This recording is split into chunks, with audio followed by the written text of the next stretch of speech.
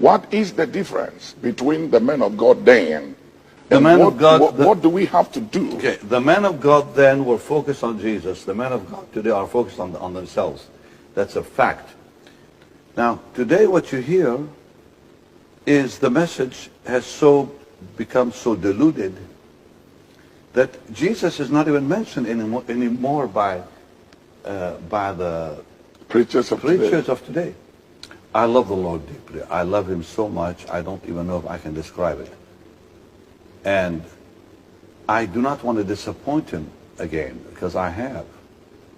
I've told him many times, Lord, I've broken your heart too many times. I don't want to do it anymore. I don't want to disappoint you anymore.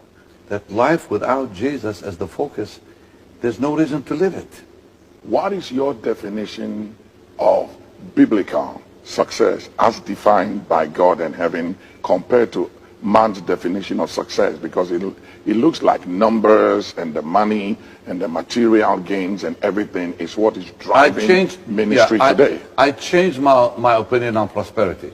And here's what I began to notice, it began to bother me, is people began to use gimmickry and a lot of abuse of the pure message. Prosperity is in the Bible, but it must be focused on the Lord. Why am I giving? Am I giving because I'm greedy, or am I giving because I love him? That's the difference. When you love the Lord, you are going to give all you have. You're going to give your being, your heart, like the church in Macedonia. Give the lives first up. And then it's easy to give the money.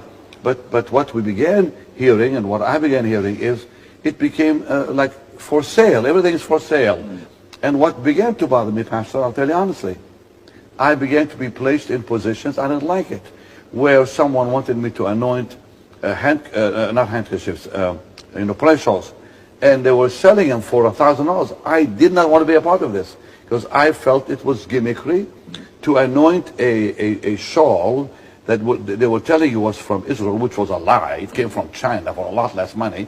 And here I'm supposed to lay hands on this thing, and they were offering it for a lot of money because somebody prayed, like Ben Hinn prayed over it. I began to say, I want nothing, I want no part of it. Because you cannot sell the anointing. And until we come your way again, live long and prosper. And remember, you need to go back to the cross. And to every preacher out there, let's go back to him crucified, which is what is required. Remember